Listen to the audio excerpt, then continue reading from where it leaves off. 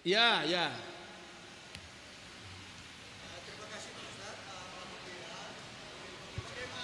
Hebatnya tipu daya dari orang-orang kafir itu, tipu daya Allah itu jauh lebih hebat untuk mematahkan tipu daya mereka. Kira-kira begitu Pak maksudnya. Jadi di samping itu, tapi kapan bantuan Allah ini baru datang kepada kita? Apabila kita memang menolong agama Allah ini. Kalau kita sudah menolong agama Allah ini, baru Allah akan membantu kita dengan malaikat-malaikatnya. Jadi di samping itu yang saya tanyakan, karena bagaimanapun seperti Pak Prabowo terus terang aja, itu kan sudah dipilih, disepakati oleh ijtima ulama. Yang saya tanyakan, bagaimana kalau ada umat Islam tidak mengikuti ijtima ulama, apa hukumnya Pak kira-kira Pak? Terima kasih. Takbir. Orang tua tapi semangat. Berapa usia ayah Anda? 69 tahun, semangat. Kalau ada yang muda merasa udah tua, minta dikubur aja lah lagi. Mana ayah anda saya yang tercinta? Mana beliau? Di luar. Ayah anda saya selalu ikut dakwah. Kalau saya masih jalan darat, beliau pasti ikut. Usianya sekarang masuk 107 tahun. Ini Allah yang kasih beliau. Matanya masih baca Quran dengan Quran kecil tanpa kacamata. Sambil mobil jalan pun masih baca. Telinganya sensitif, mendengar orang bisik-bisik. Kecil yang tadi, pikirnya masih jernih, dan beliau masih mengasah pisau. Untuk apa pisau itu ya? Beko kalau tibo orang-orang jahit itu membuat kekacauan di Indonesia, aku Buya paling di depan gitu. Masya Allah, itu semangat Pak, semangat ya. No, beliau di luar. Ngapain beliau di luar? Hobinya satu, ikut anak-anaknya ngasih ceramah. Dua, ikut dengarkan ceramah. Tiga, ikut dagang di lokasi ceramah. Laku nggak laku, pokoknya ini hobi. Saya sudah rayu beliau, Buya, jangan mengalih juli Buya. Insya Allah keperluan Buya kami di anak-anak Buya. Katanya ikut lu nak ketujuh dek Buya. Nandek Buya kan bukan sebenarnya menggalih, tapi ketujuh dek Buya iko. Mau pelapih lah, menengah beliau tuh. Saya lepaskan beliau, mengalih-alih kopiahnya. Nanti terjual kopiahnya untuk sedekah bahasa serak di Madinah, ditabung untuk kepentingan agama Allah sementara, bukan pula untuk, tapi dia senang. Nah ini orang punya semangat luar biasa. Jadi seperti yang disampaikan oleh ayah anda kita barusan ini, ya, ke depan itu bagaimana? Saya jawab dengan tegas, insya Allah Taala mereka punya makar, Allah punya makar, tapi makar Allah lah yang selalu menang. Coba lihat bagaimana Anies menjelang naik. Siapa sih yang peduli dengan Anies? Elektabilitas Anies itu jatuh Pak sebelum dia disuarakan oleh para ulama. Ya, 9 naga bergerak dengan masif, duit diserahkan secara gila-gilaan, media dikerahkan sempurna, serangan fajar pun tidak pula tinggal diam. Ternyata yang menang siapa? Telak malah. Allahu Akbar. Itu makar Allah Pak. Ketika kita berjuang, kan itu dari kuncinya. Kamu harus berjuang, nanti Allah yang tolong. Man jahada fina lanahdiyannahum subulana. Syaratnya kamu harus berjihad di jalan kami akan tolong kalian. Begitu, nggak boleh pangku tangan. Akankah manang jo Islamnya? Biarlah di rumah saja, cucu beko selesai. Ngerti kan? Nanti tusuk selesai, udah nggak pakai gitu. Besok ini harus dikawal TPS-nya. Kotak-kotak suaranya harus dikawal. Kita bantu. Bawaslu nggak cukup sendirian karena para penjahat banyak. Polisi akan memerlukan dukungan rakyat sepenuhnya. Kita ikut kawal dengan damai, dengan tenang. Nanti akan muncul tuyul-tuyul dari kegelapan. Akan muncul penjahat-penjahat dari dunia kegelapan untuk menyulap dan untuk merubah isi kotak-kotak suara kita. Mereka akan lakukan makar. Disitulah umat Islam jaga dan ribat. Fa'alaikum birribat. Pada masa itu kalian harus ribat. Ribat itu artinya apa? Buka mata di tengah malam, awasi gerakan-gerakan musuh, jangan sampai ada kecurangan dilakukan. Itu ribat. Rondalah gantian. Setiap pemuda masjid Seriau bergerak secara masif memastikan ada berapa TPS nih di kecamatan kita umpamanya. Maka para pemuda ikut. Siapkan kopi, mak-mak siapkan kopi, siapkan snack, siapkan makan-makanan ringan agar para kaum lelaki kita ikut ribat di malam hari itu. Kita ingin kawal sampai diumumkan dengan jujur di Indonesia siapa sebenarnya yang berhak memimpin Indonesia ke depan, dan itu adalah bagian daripada jihad kita. Setuju tidak? Harus ada jihad yang macam itu. Korbankan hari untuk 1 minggu menjelang dan setelah, maka kawal betul sampai diumumkan. Foto ada yang aneh-aneh, videokan. Itu saatnya kita mainkan ponsel-ponsel kita, jet-jet yang di tangan kita, gerakan-gerakan aneh, videokan. Mulai dari diumumkan di papan tulis, tap ya, dan satukan semuanya di bawah komando. Insya Allah Ta'ala kita akan lihat bagaimana Allah menolong kita. Begitu Pak. Coba ada yang lain pertanyaannya? Ya.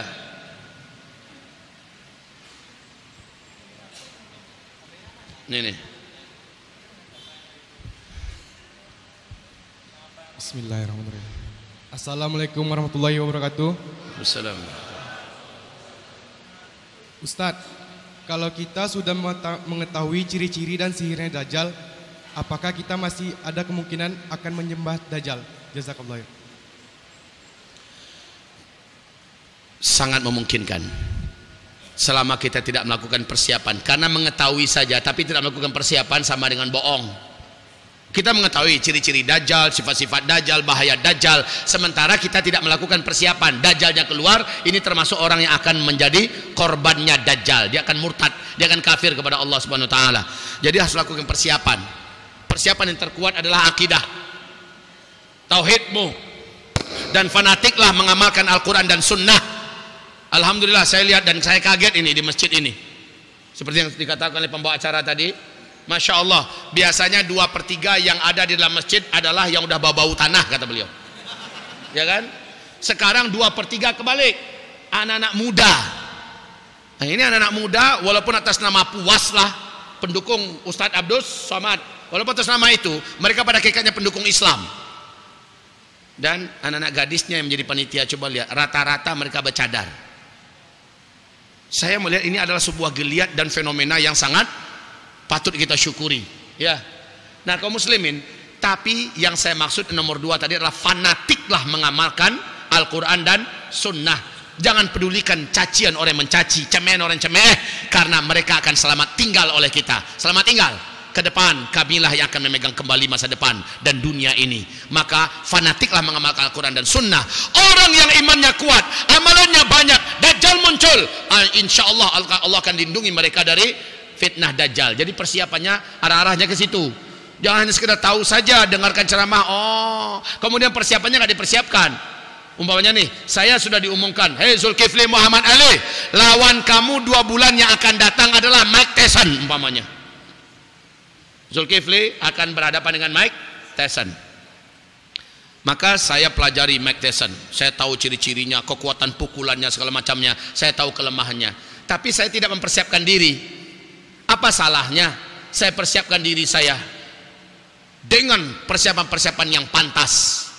Persiapkan baju, helm anti pukulan, ini umpama, ya. Persiapkan pula baju besi yang kalau dipukul orang yang mukul yang sakit. Itu contoh. Karena bagi manusia persiapan kalah juga saya oleh Mike Tyson. Kalau perlu siapkan sambalado dia kasih dijamu, serakkan nanti ke matanya, biar dia kelelep kepanasan baru digebukin, kan begitu. Jadi ada persiapan. Nah persiapan ini penting, jangan hanya sekedar mengetahui ciri-ciri lawan, tapi persiapan ini yang paling penting sekali. Baik hamba Allah kami muliakan, ini terakhir ya. Ada pertanyaan melalui tulisan juga. Apa hukum presiden jika apa ini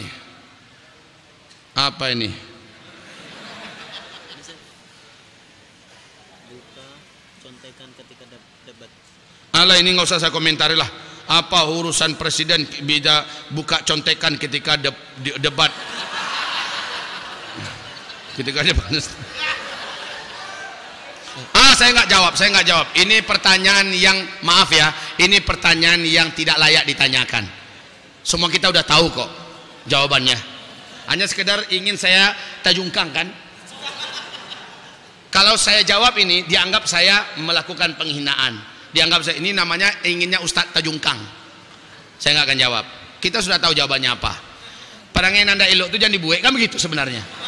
Nah sudahlah, kita ngerti aja. Dah. Apa lagi? Tidak ada lagi? Baik. Sebentar ya. Habis ini, habis itu kita berdoa bersama-sama. Setuju? Silakan. Bismillahirrahmanirrahim. Assalamualaikum warahmatullahi wabarakatuh. Salam. Langsung to the point, Ya. Jangan kayak ceramah pula. Ya. Alhamdulillah wassalatu ala Rasulillah sallallahu alaihi wasallam, itu pula. Langsung to the point. Ya. Sebagaimana kita ketahui Ustaz bahwa Allah itu pada hakikatnya Allah yang penolong umat Islam. Nah, kami sebagai pemuda, saya mewakili untuk bertanya bagi pemuda ini Ustaz kan. Pertanyaannya gini, kami ingin sekali melawan kemungkaran itu secara terang-terangan. Nah, di sisi lain kami tidak punya kekuatan dalam arti penolong kami. Nah, pertanyaan Ustaz, bagaimana caranya kami sebagai pemuda ini yang tidak punya kekuatan, yang agar kami bisa melawan kemungkaran itu secara terang-terangan? Terjawab, insyaallah. Saya jawab langsung. Pertanyaan ini jawabannya tadi di Masjid Al-Falah. Ikut kajian Masjid Al-Falah nggak tadi? Itu jawabannya di Masjid Al-Falah. Para pemuda sekarang, ya, kan beliau punya semangat nih. Kami ingin bangkit Ustaz, kami ingin bela Islam, kita lihat kemungkaran segala macamnya. Kami ingin maju Ustaz, tapi kami tidak punya kekuatan segala macamnya. Ya, jawabannya tadi di Masjid Al-Falah. Perintah Allah di masa sekarang ini adalah aqimus shalah wa atuz zakah. Benarkan sholat kamu. Pastikan sholatmu berjamaah 5 waktu di masjid. Awal waktu takbiratul ihram bersama imam kamu dapatkan. Pastikan itu kerjakan dulu. Selalu di mana saja berada, kalahkan dulu hawa nafsumu, kalahkan semua urusan di luarmu, besarkan Allah di hatimu. Ketika Allah memanggil, nomor satukan Allah. Masjid itu yang harus dilakukan anak muda sekarang. Rapatkan barisanmu di saf-saf masjid. Allah akan rapatkan kekuatan jiwa kalian. Kuatkan jiwa kalian dengan sholat berjamaah 5 waktu. Maka Allah sebentar akan kuatkan hati kalian di saat-saat genting nanti. Itu kerjaan anak muda sekarang. Wa atuz zakah, dan biasakan berkorban dengan harta. Biasakan berkorban dengan harta. Biasakan berkorban dengan harta, maka Allah akan jadikan bentengmu sangat kokoh ke depan. Itu kuncinya itu. Jadi saya nggak jawab yang lain-lain lah. Oh, marilah kita fisik kita olah, kita latihan bela diri, kemudian kita gulat, bukan itu jawaban saya. Salatmu. Jangan teriak-teriak Allahu Akbar, Allahu Akbar, Allahu Akbar. Salatnya tercecer di mana-mana. Salatnya masbuk terus. Apalagi salatnya di rumah, sunai ulang lah Pak Jago balik. Ya. Dah, terakhir. Silakan. Salam. Alhamdulillah nggak dengar.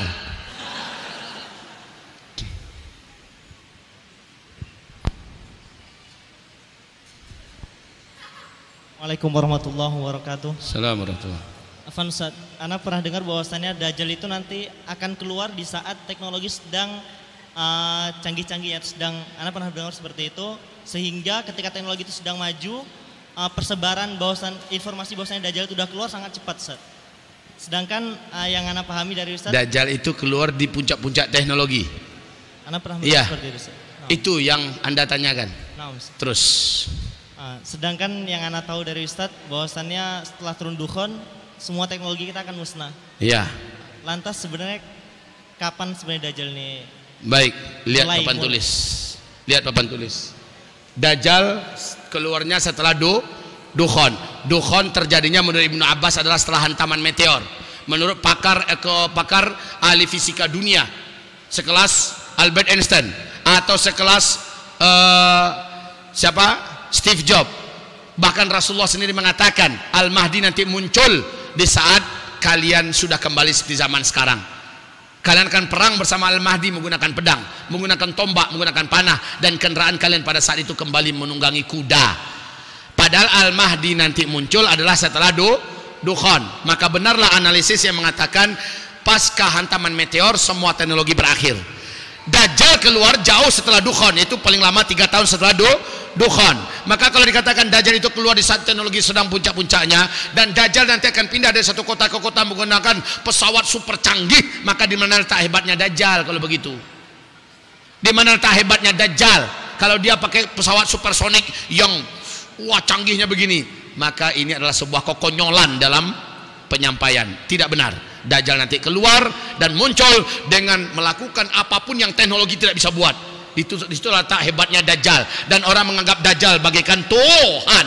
Dajjal bisa merubah langit, Dajjal bisa merubah bumi, Dajjal bisa merubah orang-orang yang sudah mati pun dianggap seperti hidup. Itulah hebatnya Dajjal. Dajjal berpindah dari satu kota ke kota. Coba lihat apa yang dilakukan hari ini oleh para pesihir-pesihir yang sudah bermunculan di seluruh kota dunia. Pesihir-pesihir ini sanggup mempertontonkan mereka pindah dari satu gedung ke gedung tanpa satu alat pun. Mereka sanggup melayang, mereka sanggup berjalan di atas gedung, ya, berjalan di atas air tanpa satu alat pun. Kalau kelas penyihir yang akan menyembah Dajjal saja bisa berbuat macam itu, masa iya Dajjal pakai supersonik? Di mana tak kerennya? Oke ya, jadi itu tidak benar. Baik, Bapak Ibu yang kami muliakan, sebelum kita berdoa bersama-sama, saya mengajak kepada Bapak Ibu, menghimbau kepada semuanya, yuk kita bersama-sama persiapkan kembali diri kita, menangkan Islam ini dengan diri kita, dengan harta kita. Untuk pertemuan ini kepada Bapak Ibu semuanya, saya ingin mengajak kekuatan jiwa kita ditambah pada malam hari ini. Kekuatan jiwa kita dikuatkan pada malam hari ini. Kekuatan dan kebersihan jiwa kita disempurnakan pada malam hari ini. Kata Rasulullah, sadaqatun jariyah, infak fi sabilillah akan membersihkan jiwa. Sadaqatun jariyah, infak fi sabilillah akan mengokohkan iman. Sadaqatun jariyah, infak fi sabilillah akan memantapkan akidah kamu dan akan melindungi hari-hari berat kamu ke depan. Insyaallah Bapak Ibu, sekarang ini saya dalam rangka pembangunan gedung Madrasah Mulazamah Al-Hufaz 3 lantai. Satu-satunya gedung yang akan kami andalkan untuk segala aktivitas pencetakan para alim, ulama-ulama Rabbani kita di Sumatera Barat, di Payakumbuh, Sumatera Barat. Alhamdulillah kita sekarang sedang membangun pondasi, dan dari biaya 3,229 miliar per 1 meternya 2.300.000, maka kita sudah berhasil kumpulkan 434 meter dari 1.404 meter. Jadi dalam 2 bulan ini kita sudah mulai kumpulkan kepada umat. Alhamdulillah, ada yang berwakaf 1 meter, ada yang berwakaf setengah meter, ada yang berwakaf 5 meter. Saya tidak peduli berapapun, bahkan ada yang berwakaf hanya 50.000. 1 sak semen pun kita terima, karena itu membuat kekuatan ini menjadi besar. Kecil-kecil dikumpulkan gak apa-apa. Malam ini Bapak Ibu bergabunglah dengan kami proyek amal soleh ini dengan mewakafkan harta kita untuk membangun gedung serbaguna buat kepentingan agama Allah dan pendidikan para alim ulama kita di Sumatera Barat yang saya langsung kelola. Baik Bapak Ibu, insya Allah anak-anak kami, para pemuda-pemuda masjid, silakan bergerak. Infakkanlah hartamu untuk kekuatan jiwamu, infakkanlah hartamu untuk membersihkan hatimu, infakkanlah hartamu untuk menguatkan imanmu, infakkanlah hartamu untuk tabungan akhiratmu, infakkanlah hartamu untuk pelindung masa depanmu ketika hari-hari genting. Maka sedekah itulah yang datang melindungi. Ketika hari-hari sulit, maka sedekah itulah yang akan melapangkan, insyaallah ta'ala. Tafadhol, silakan beredarlah infak-infak kota-kota ini. Alhamdulillah, bagi yang tidak punya uang tunai bisa menjatuhkan hartanya ke dalam cincin, boleh dilepas. Bu, ibu punya cincin tidak? Enggak ada. Saya tanya yang punya cincin. Ibu punya anting-anting, lepaskan. Ibu punya gelang, lepaskan. Terus dilepaskan masuk ke mana Ustaz? Masuk ke dompet kami? Enggak. Masukkanlah ke kotak. Ya Allah, Rabb kami, jadikan ini tabungan akhirat kami. Bapak-bapak, silakan berinfak. Ambil harta yang paling Bapak senangi. Ini untuk menolong agama Allah Subhanahu wa taala.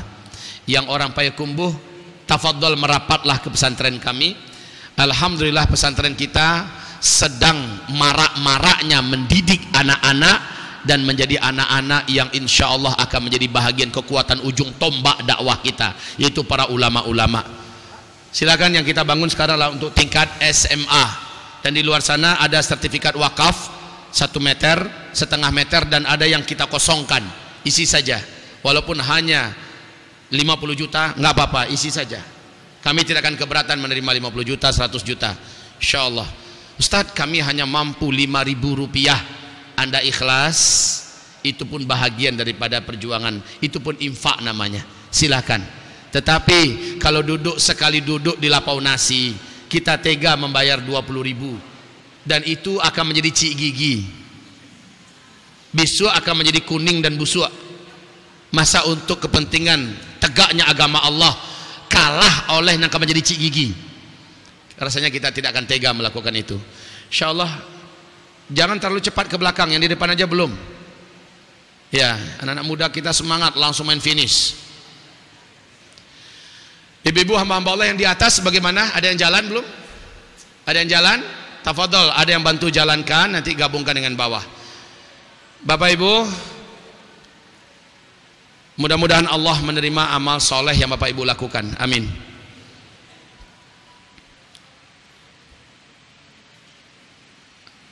Besok kalau ada di antara Bapak Ibu yang ingin ikut merapat kajian kita, subuhnya di mana? Di mana?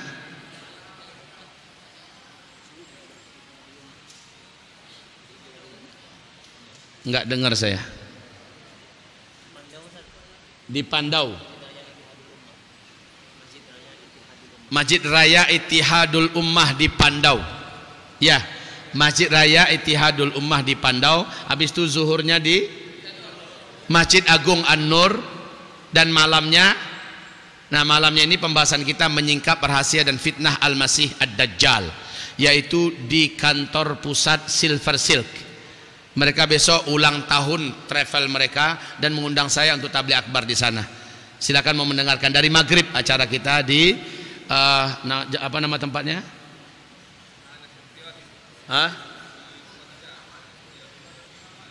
Jalan Arifin Ahmad. Nah itu dia ya tempatnya, besok dari maghrib insyaallah. Jadi demikian tambahan informasi. Mudah-mudahan siapa yang belum sempat mendengarkan kajian-kajian akhir zaman bisa menyempurnakan kajian itu di 3 tempat besok.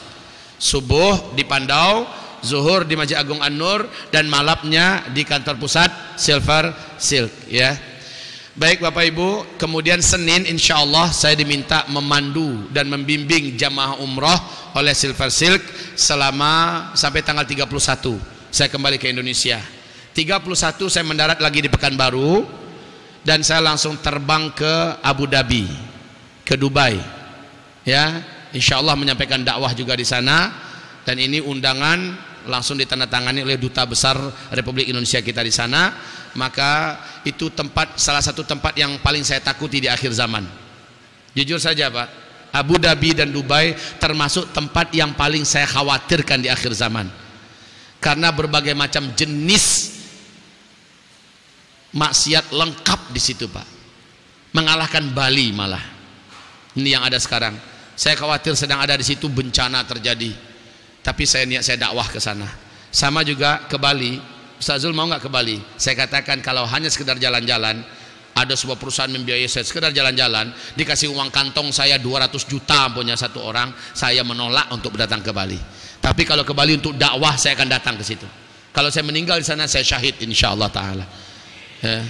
Saya tidak akan berminat untuk ke Kanada, ke New York, tidak dan minat kecuali untuk dakwah. Kalau untuk dakwah insyaallah saya datang. Baik hamba-hamba Allah yang kami muliakan, mohon doa dan keselamatan agar kita kembali dipertemukan oleh Allah Subhanahu wa taala. Mari kita meminta dan berdoa kepada Allah Subhanahu wa taala. Al-Fatihah. A'udzubillahi as-sami'il 'alim minasyaitonir rajim. Bismillahirrahmanirrahim. Al-'asri. Innal insana lafi khusrin illa alladhina amanu wa 'amilus shalihat wa tawassaw bil haqqi wa tawassaw bis sabr. Allahumma arhamna bil Qur'an wa sadaqallahul azim. Allahumma salli wa sallim ala asyrafil anbiya'i wal mursalin sayyidina Muhammadin sallallahu alaihi wasallam wa ala alihi wa ashabihi ajma'in wa man tabi'ahu bi ihsanin ila yaumiddin. Ya Allah, ya Rahman, ya Rahim, kami berdoa, kami memohon, kami berharap, kami meminta, kami bermunajat kepadamu ya Allah. Izinkan kami semua yang ada di dalam masjid ini, yang ada di luar masjid mengikuti acara ini, kami terhitung di sisimu sebagai pejuang-pejuang agamamu di akhir zaman ini ya Allah. Beri kami kelayakan dan kepantasan ya Allah, baik secara kecerdasan, hati, fisik, dan kekuatan harta, finansial. Siapkan kami untuk menjadi bala tentara yang memenangkan agamamu di akhir zaman ini ya Allah.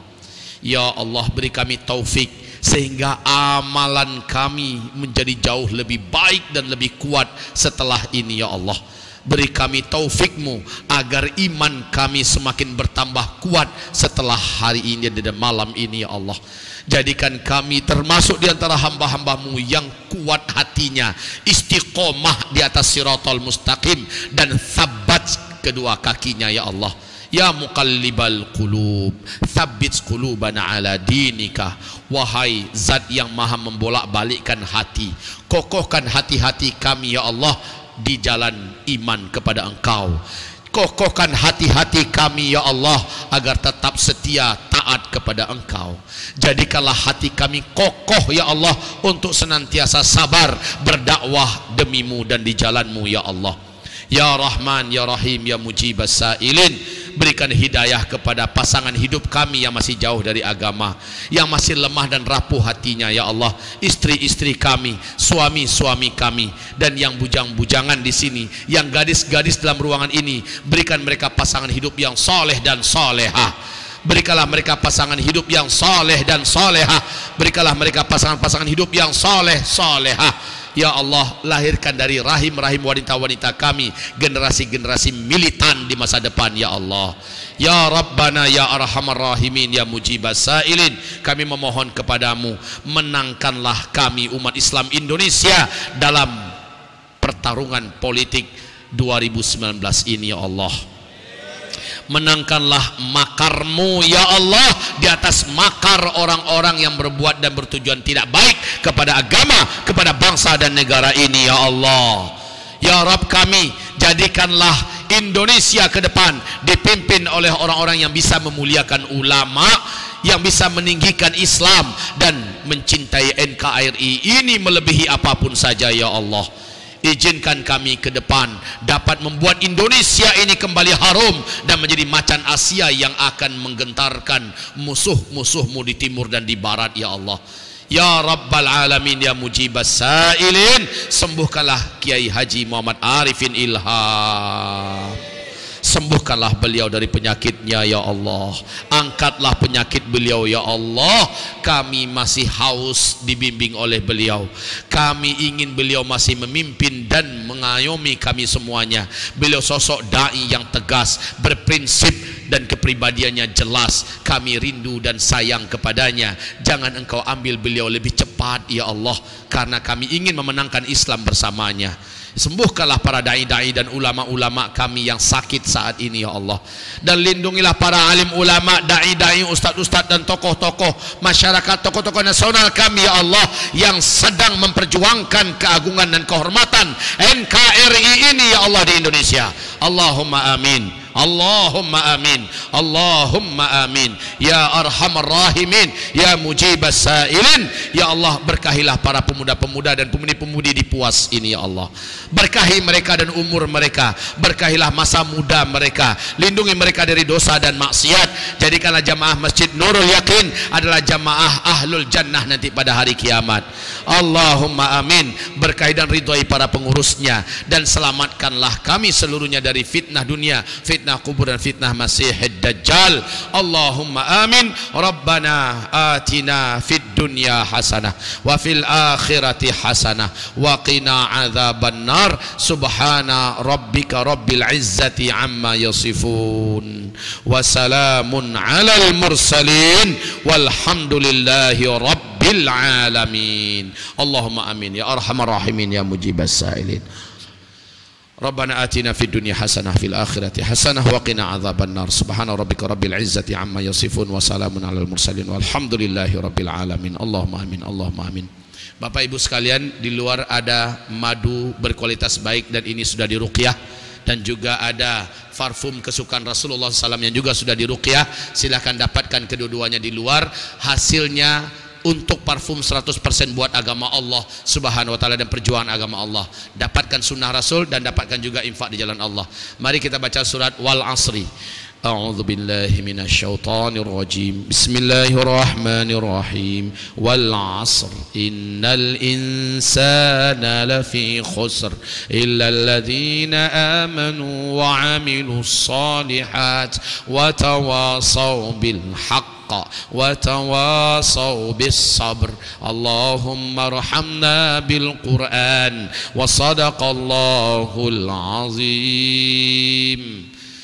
Baca doa kafaratul majlis. Kata Rasul, siapa yang membaca doa ini sebelum ia berdiri dari tempat duduknya masing-masing, Allah gugurkan seluruh dosa-dosa kecil yang ia perbuat sebelum itu. Mari kita baca. Subhanakallahumma wa bihamdika asyhadu an la ilaha illa anta astaghfiruka wa atubu ilaik. Walhamdulillahi rabbil alamin. Wabillahi taufiq wal hidayah. Wassalamu alaikum warahmatullahi wabarakatuh.